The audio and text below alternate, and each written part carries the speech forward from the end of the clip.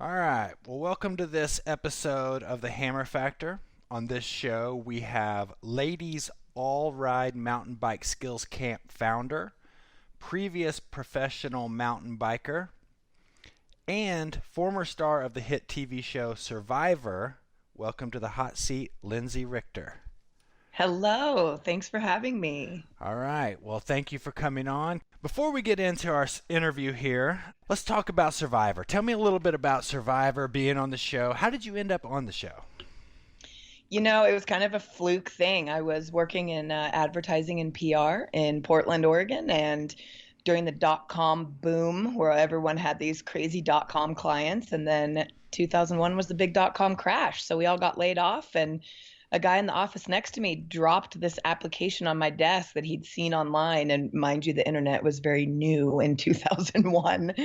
And I didn't know what it was, but I read through it and it sounded like it was some kind of crazy thing for athletes to go on TV. So I signed up. I filled out the 8-page application and I made a 3-minute video and sent it in at the final hour when they were due. And next thing I knew, I was flying to Africa to sit around and try to win $1 million. Sit around. So how was Sit that? around, keyword. How was that experience? It was pretty insane. There was a lot of sitting around. What you see on TV is 72 hours of filming equals one 50-minute episode.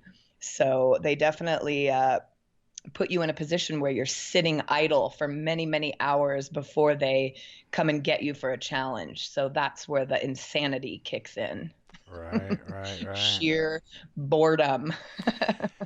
Now I've done a little filming on some reality TV shows in the past, and I have some friends who have worked on things like Deadliest Catch and Naked and Afraid and some of these other things, and they have stories of kind of planting things and creating some controversy. Was that going on while you guys were shooting?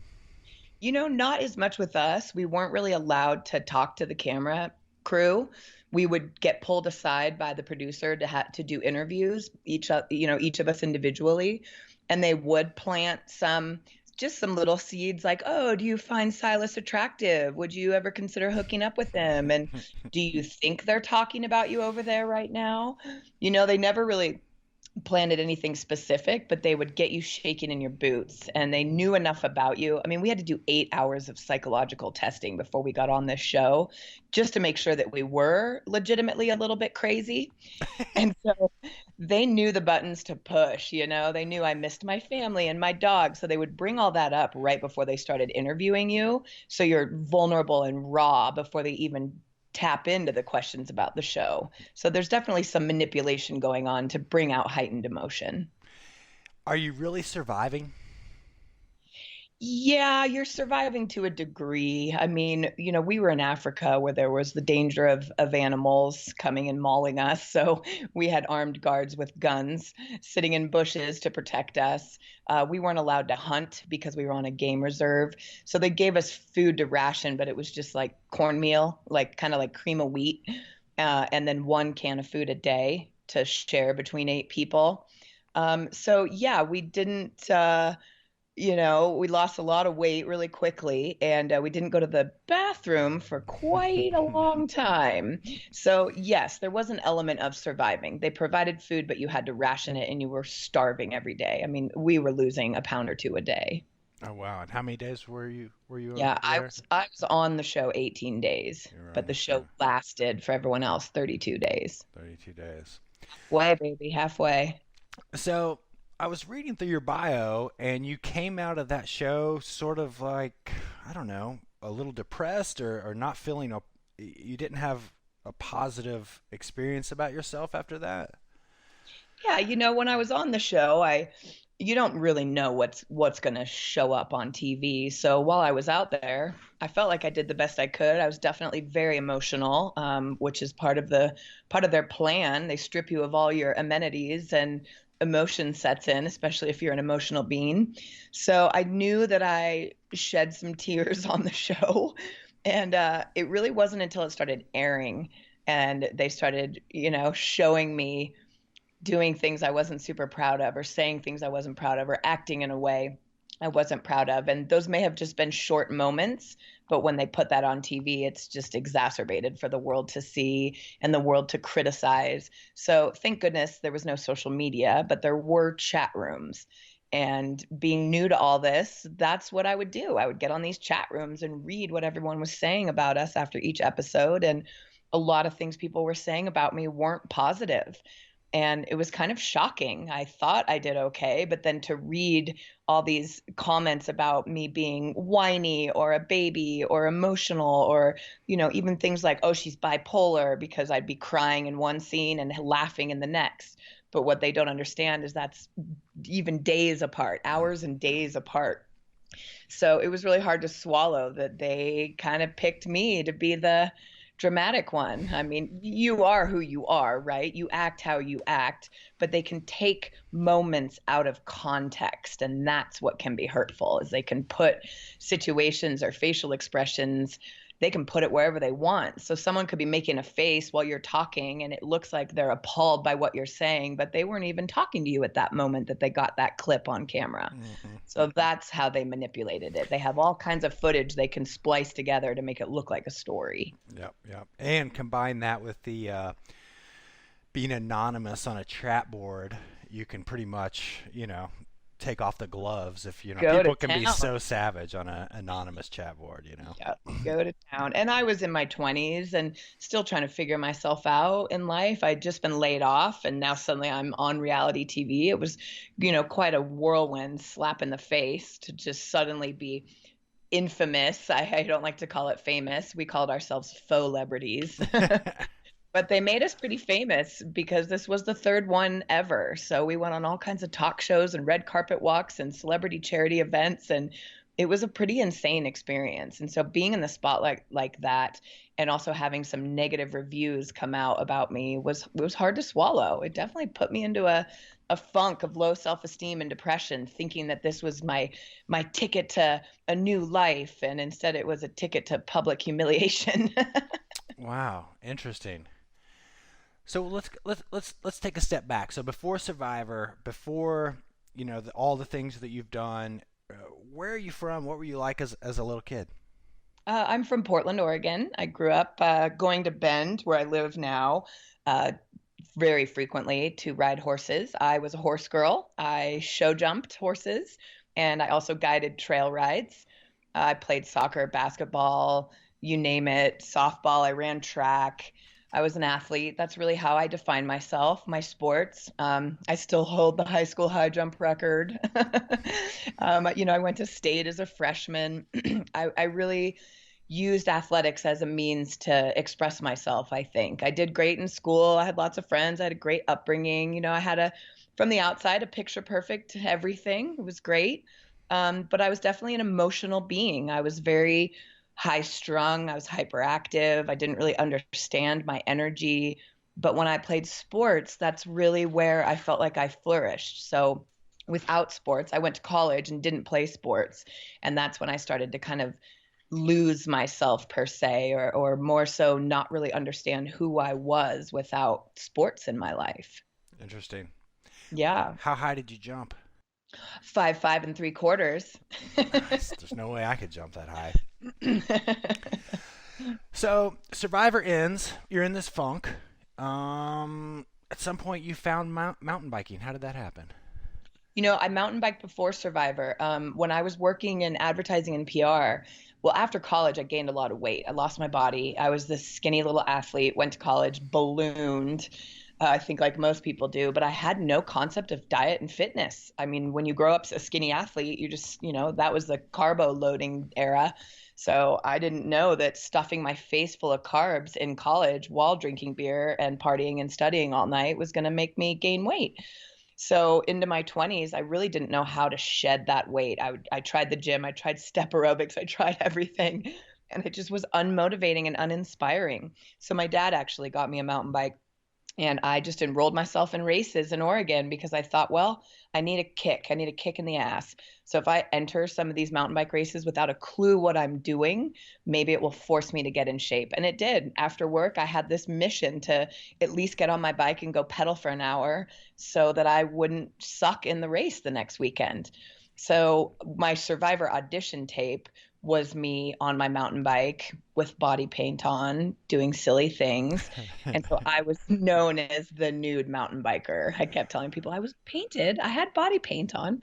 But that's how I got on the show. As part of my audition tape was me on my mountain bike because I was pretty proud of being a mountain biker. So after Survivor, we were getting all these opportunities to make $5,000 to sign autographs for a bunch of crazed fans. So I took every opportunity and moved to LA. And when I got to LA, I started to really lose myself because it is a vicious place where you definitely are told to your face what your flaws are. And it's like, I don't need any more put downs, please.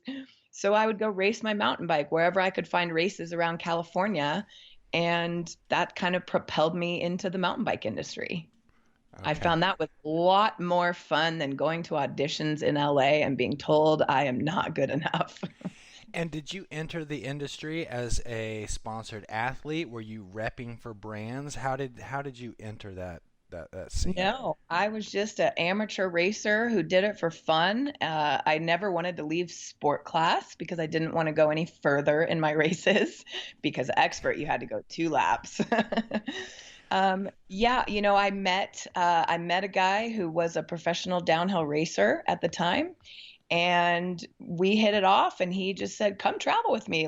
I race bikes all summer, and I had money from Survivor, so off we went. We traveled the country, and I just kind of followed him around to his races. And at all the pro races there were also amateur categories, so I would race and cheer him on. And that's kind of how I got started. He started introducing me to his sponsors. He ended up becoming my husband and then my ex-husband.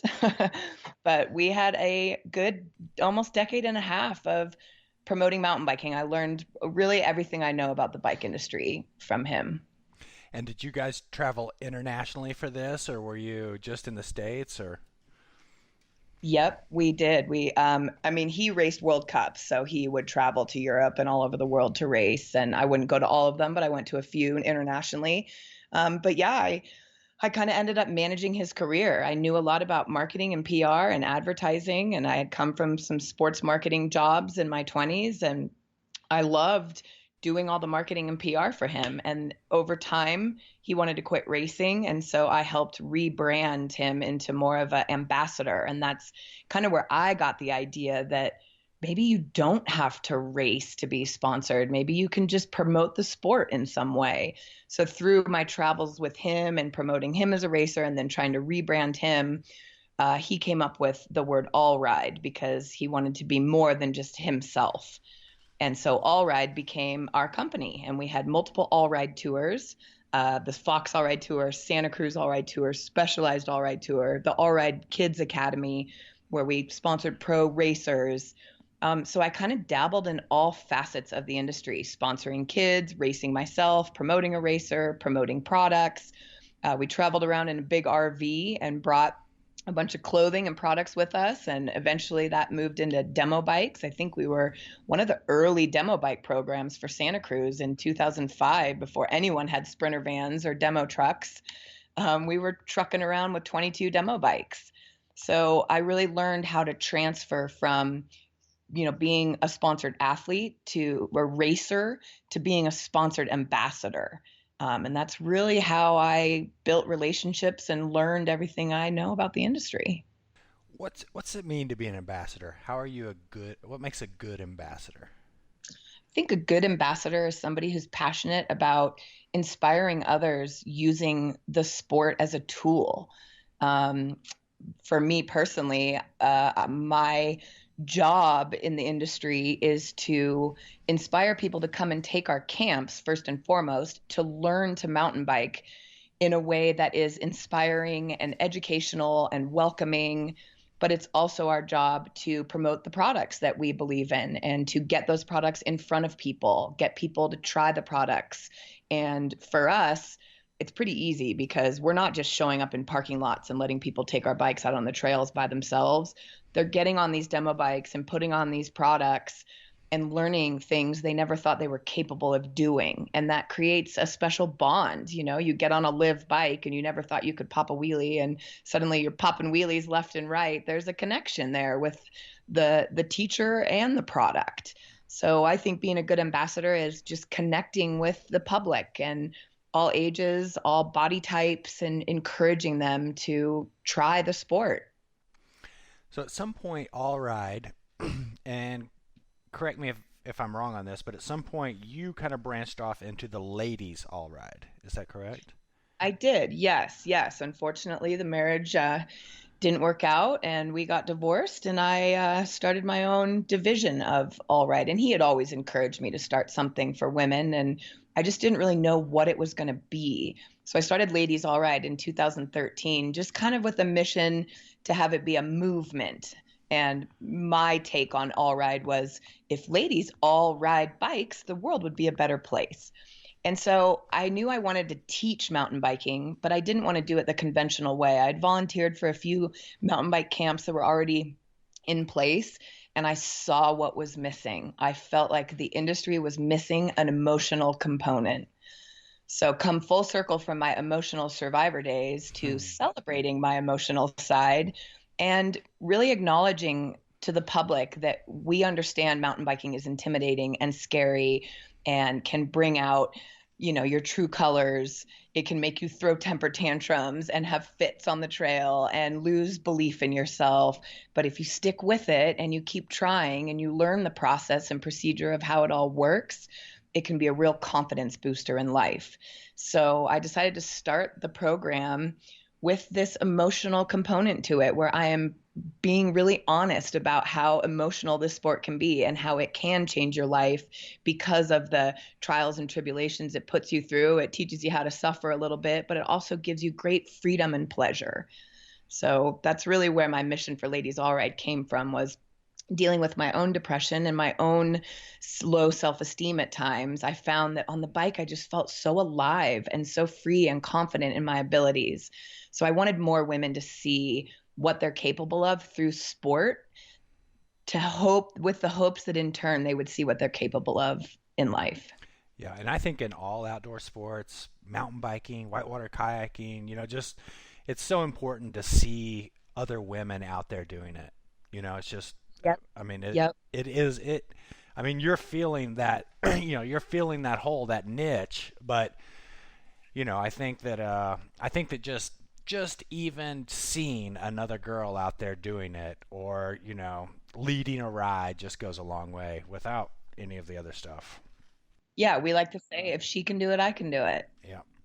When you see another girl do it, why can't you do it? So in 2013, you started this Ladies All Ride. I was looking at doing a little research for this interview, and your camps are sold out currently all over the U.S. I mean, I don't know if they're all sold out, but the ones I looked at.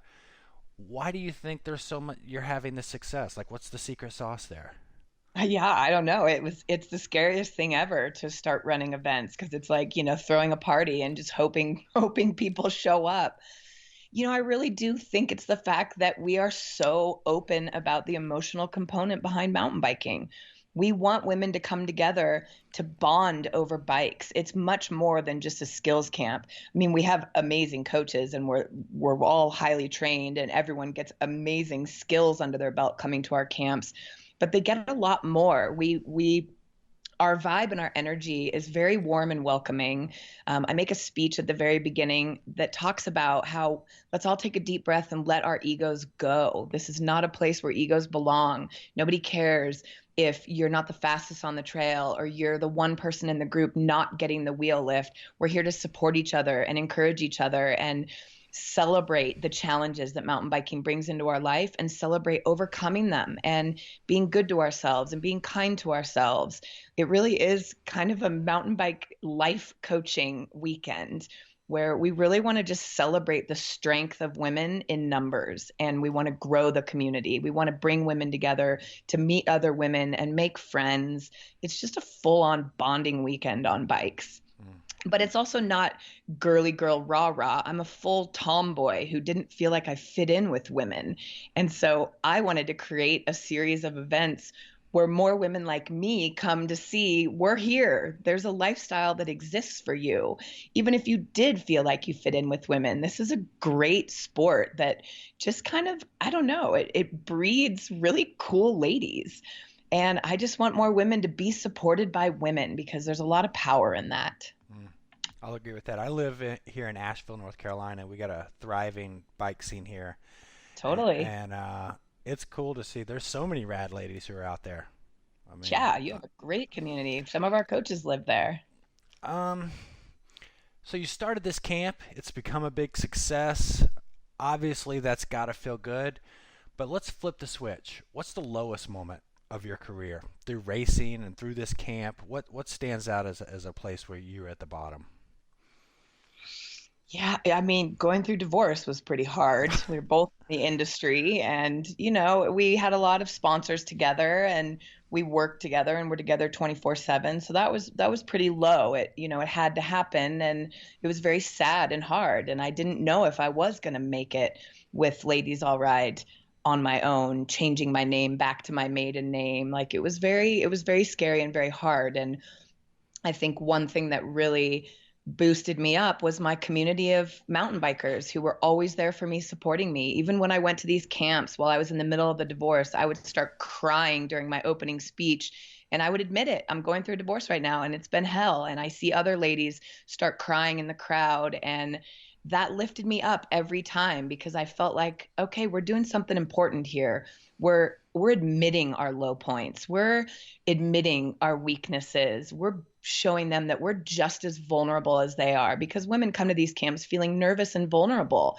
It's a pretty vulnerable position to be in front of, seven other women being told, okay, time to pop a wheelie now. And if you're not getting it, there's that ego will creep in and you start to feel bad about yourself. But we start the camps out telling people about our low moments in life and how mountain biking brought our confidence back. So that was definitely a really hard couple of years. I've been really lucky with injuries. I am nursing a knee surgery at the moment, but that's been a lifetime of wear and tear on my knees that just needed to get cleaned up.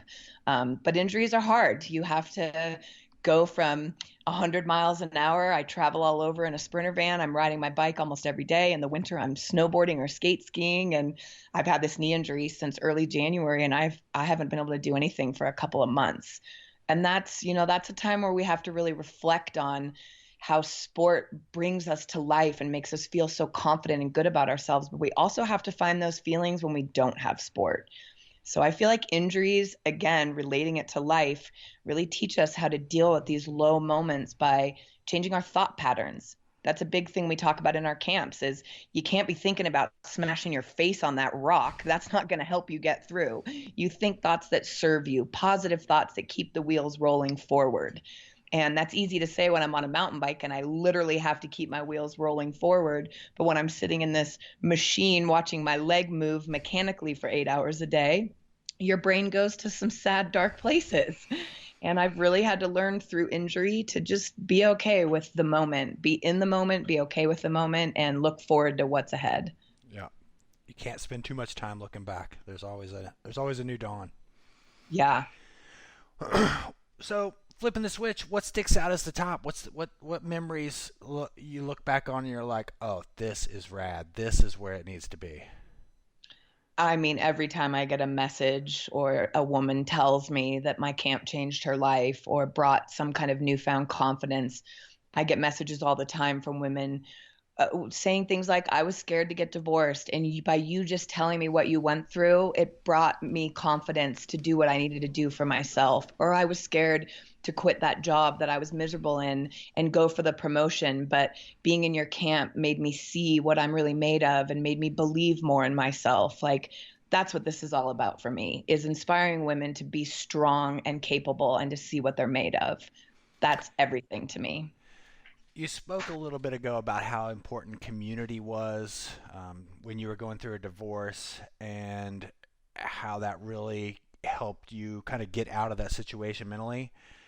What about when you were an athlete and first getting into cross country races? Was there anything that you did, whether it be changing gear or a different training style? Were there any aha moments or things that you could share with our audience to help them break through?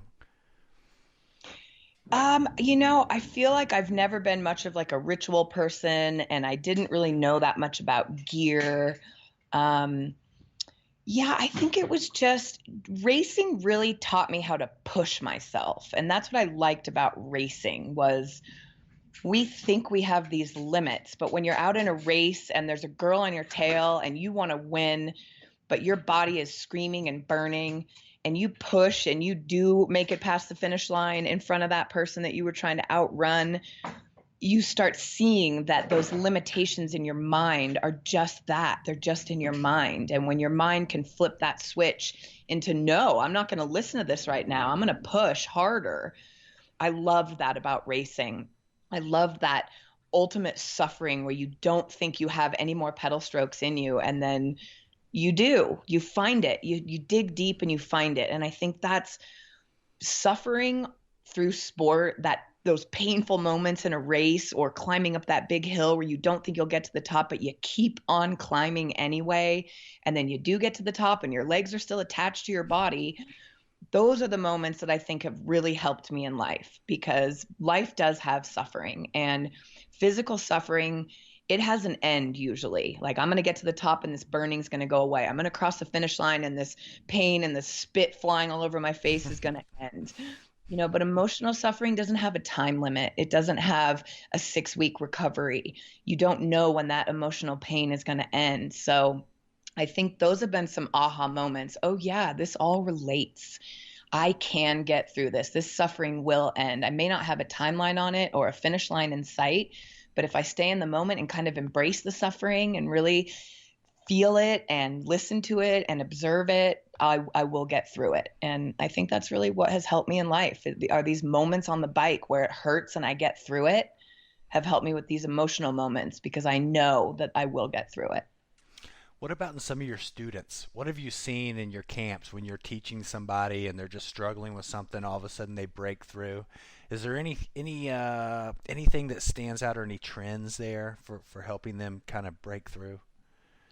That's, I think, the beauty about our camps. All of my coaches, we're all trained with a little bit of psychology in there. We have to really gauge what kind of a learner the person is, what kind of personality they have. Some women like tough love. They want you to go, you got this, you got this. And other women you need to be a little more gentle with. Like, it's okay. Don't be hard on yourself. Let's try this again. You'll get it eventually. There's a real psychology to helping women find their confidence. We have to understand what's going to work for that particular woman. And there's 7 women in each of our group. So all these different personalities all in one group, we have to really figure out what works for each individual woman. Mm. And I think that's one of the magical things about our camps. All of us coaches love that part of it. We love seeing a woman struggle, and then we have to come up with either a way to say it a little differently. And we like to say really fun and funny things that keep it light, like boobs over the bars, just get your boobs over the bars more. And then they find it funny and they don't forget it. Or wipe your butt on the berm, just twist your butt and wipe it along the outside of the berm. And there's no technical component to that, but there's a lot of technicality to wiping your butt on the berm. And they remember it and they laugh about it, and we keep it light and fun.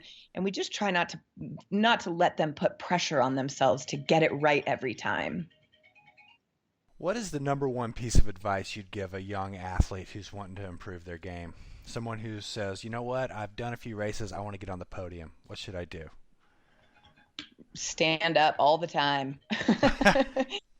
Get on your bike and stand up. Don't ever sit down. That was the advice I got once. Personally, I've done some races around here, and I rode with some guys who are a lot better than me, and I was sitting down on a lot of the climbs and whatever, and I noticed they were standing up and whatnot, and I started doing that, and it worked for me. So, I'm telling you. yeah, that's a I'm good one. telling you, stand up all the time. With training, everyone's different. Everybody's different. I would say rest is just as important as the training itself. But yeah, just don't give up. I think racing can be really hard. You got to kind of separate your ego. There's got to be a little bit of ego there if you want to win. But I also think that people just need to go into racing with the attitude of, I'm doing this to push myself, to race against myself, because that's really what it is in life, right? It's us against ourselves. Our own thoughts in our head can cause chaos. We can change those thoughts to positive. It's the same with racing. Give it your best shot, give it your all. Feel what it feels like to do your best and try your hardest. And if that's not a winning position, then at least you know you tried your hardest. And people should be really proud of that because there can only be one winner. And that's what I didn't like about racing is I don't want to be in a position where there's a winner or a loser. You know, with our camps, everybody's equal. We're all here to just play on bikes. And that's I was only meeting women at races, and that's kind of why I started this program. I wanted an event series where women knew they could meet other women in a welcoming environment where we're not competing against each other. You're really just competing against yourself with the encouragement of all these other women around you. Right, right. No, I see that. What if this young athlete was winning some races and they wanted to turn it into a career? What advice would you give them for that? How to attract sponsors? How to make it in the industry? First and foremost, be humble. You know, being humble and gracious and good to all of your competitors is a big deal. Sponsors notice people's personalities.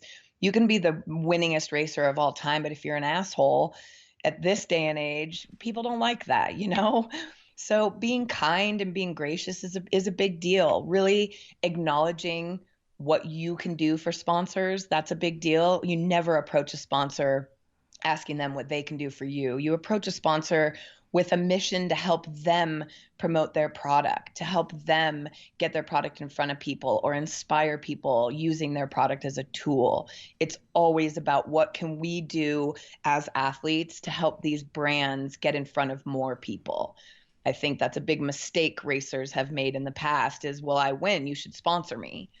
But at this point, with social media and the ability to promote yourself, sponsors are looking for people who are genuinely good people who are doing this for all the right reasons. So racing is very competitive, and I get it. It's a beautiful thing, but you still have to maintain a strong level of gratitude for anything you get for free. I think that's a big deal. We did sponsor a few kids, and at times we saw a few temper tantrums. Well, they said they were going to give me wheels. And it's like, but what have you done to earn those wheels? You know, you got to earn it. You got to give to get. Yeah, value bombs galore right there. Be gracious, be thankful. Yeah, Yeah, not only in sport but in life, that goes a long way. it sure does. What about the industry, the mountain biking industry, especially for women? Women, where's it at, and where do you see it going? It's a good time to be a woman in the bike industry. I think a lot of companies are a lot more aware of how male dominated this industry is. It's all the companies are filled with men with it was scattered with a few women here and there, and that's changing. More women are getting jobs in within bike companies. More women are getting jobs high up in bike companies. That's been really exciting to see. More companies are sponsoring women's programs because they're seeing how important it is to speak directly to women. It's a sport that women need to be invited into, I feel like. It's not a sport that somebody just wakes up and says, I think I want to try mountain biking today. Like, yeah, that can happen, but it is an intimidating and scary sport. And a lot of the things that have been shown, or a lot of mountain biking that's been shown on TV, is like Red Bull Rampage. Like, that's great that it's the only mountain bike event on NBC for the rest of the world to see, but that's not the mountain biking we're talking about here. Mm, You know? no, for sure. What about e-bikes? Let's put you in the hot E- seat here. What's your thoughts on the e-bike trend, the e-bike That's craze? quite the question, isn't it? We are getting a couple of e-bikes in our demo fleet from Liv, and we're really excited about them because I feel like what a great tool for our photographer to be able to get to all the different groups to take photos. That e-bike is going to come in really handy. I think e-bikes for trail builders are a great thing to get them from point A to point B a little quicker. I have no problem with them, honestly. I think if it's going to encourage someone who doesn't usually ride to get out and ride, or say someone like my dad who's 74 years old and loves mountain biking but is a little, worried about his fitness level, having that little pedal assist isn't the worst thing in the world. Yeah, I have no problem with them. What about on public land? Do you think they should be allowed on public land just alongside normal bikes?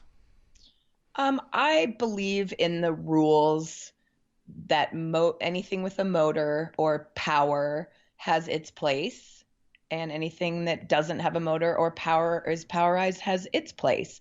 In Bend, I love what we do is we've got motorcycle trails that are designated motorcycle trails. You're not going to run into a mountain biker on those trails, and we have designated mountain bike trails. And I think there's a few trails that are shared, and everybody's fine with it. But I really like when these communities can build purpose-built trails and keep the motorized vehicles and the non-motorized vehicles separated whenever possible. Yep. I think, anybody who doubts that lithium ion technology is not going to be more a part of everybody's lives moving forward is silly. But I'm kind of in the same camp with you, is that, these bikes have a certain amount of power now, but how much power are they going to have in the future? And that's going to be a tough thing to figure out. But me personally, as someone who was a hater on the e-bikes, last year I managed to get on one and talk about full convert, man. That thing is fun. I heard it's super fun. I'm excited to ride it. And the one thing I will say though is like for someone like my dad, I would worry that he would start going too fast. Yeah, yeah. I mean, you can, and it's nuts because you can put these big fat tires on there, and you can put, just things that you normally would try and go a little lighter, a little faster on a bike that you're pedaling. You can just beef it up into this big soft machine. It's cool. I can't wait to see where that part of the industry goes. Yeah, I think it's great. The more people on bikes, the better. And it's not loud. They don't make any noise. It's not like a motorcycle coming up on you going Mm. brr, brr, brr, brr, Oh brr, yeah. brr. It's not emitting any nasty stuff into the environment. Like, Hmm. I really don't see the big deal. Yep. Yep. No, I'm And with you like you there. said, everyone says they're so fun. They are so much fun. Like I definitely am addicted and trying to figure out a way to get one of these things. They're not cheap. No. So, Lindsay, what's in store for you for this year? 2019, it's spring, the year's beginning. What's your year look like? Well, the first month of my season consists of 4 events that I will be on crutches at. So that sucks. But hey, I can still teach from a chair in the grass. Yeah, so we start out at Sea Otter Classic, which I've been going to now for about 18 years. Wow. And then we go to Sedona, Arizona as our kickoff camp of the season, which is a magical place. We love teaching there. I'm so sad I won't be able to teach there because of my knee. And then I've got a few things in LA, and then I mean the season just takes off. We're booked pretty much. I also coach for other events to help other people out. So between my camps, I coach for other people, and pretty much I have every weekend nice and filled up. That's very cool. So, are you traveling with a trailer and an RV and everything, or are you Yep. using Yep. local dealers for the demo fleets? You're totally self-support. Yeah, we have a Sprinter van. Ladies Already has a Sprinter van and a trailer full of live demo bikes. And they're all decked out with SRAM RockShox parts. And yeah, we take that everywhere we go. Sometimes we have other people drive it and I fly, but for the most part, I live in the van all summer. That's pretty exciting. Yeah, that is exciting. So, you're going to be coming through Asheville? Heck yeah, we have 2 camps in Brevard. Okay. Yeah, we do at the very end of August, and we had to do midweek camps, which was a little frustrating because the DuPont State Forest stopped allowing commercial permits on the weekends. Yeah. So, of all the camps, last year our Brevard camp sold out in about 20 minutes, and this year it's been a little bit slower, I think, because of the midweek portion. They're Monday and Tuesday, and then Thursday and Friday, because we're trying to respect the DuPont State Forest rules. Hmm. So yeah, we still have spots available in Brevard, ladies. All right. All right. You heard it here first. It's so fun there. Yeah, it's definitely a good place to ride. It's probably because it hasn't stopped raining since May of last year here, so people are probably just not even thinking about riding their bikes. Right. Actually, Yep. actually, that's not true. We've had a couple sunny days here lately. Well, I think that about goes through my interview here. Is there anything else you'd like to share with our listeners? No, thank you so much for having me. I'm really honored to get to do what I do. I think mountain biking is such an amazing sport. I use it as a catalyst for growth and change and inspiration. And I'm just really stoked that I get to talk to people like you and keep spreading the good mountain bike vibe. Yeah, I love that. Where can our listeners follow you? Are you an Instagrammer or Facebooker, or where can people follow you? Yeah. Yeah, we're on Instagram. The handle is Ladies All Ride. It has my name also, Lindsey Richter. And then same with Facebook, Ladies All Ride. We're not twatters. We don't do the Twitter thing. And just ladiesallride.com is where you can find information about us. Well, very cool. Well, I hope to meet you face to face when you come through Asheville or at some other point. And Yeah, let's go shred. yeah, super thankful that you came on the show. And yeah, Lindsey Richter. Love your name, Richter. That's a good name. Dude, I Richter. got a friend. His name is Peter Ripmaster. So Awesome. that may be the only last name that's better than Richter is Ripmaster. Ripmaster Richter. Well, thank you for the time. Good luck healing with the knee, and we'll catch you later. Thank you, John. Take care.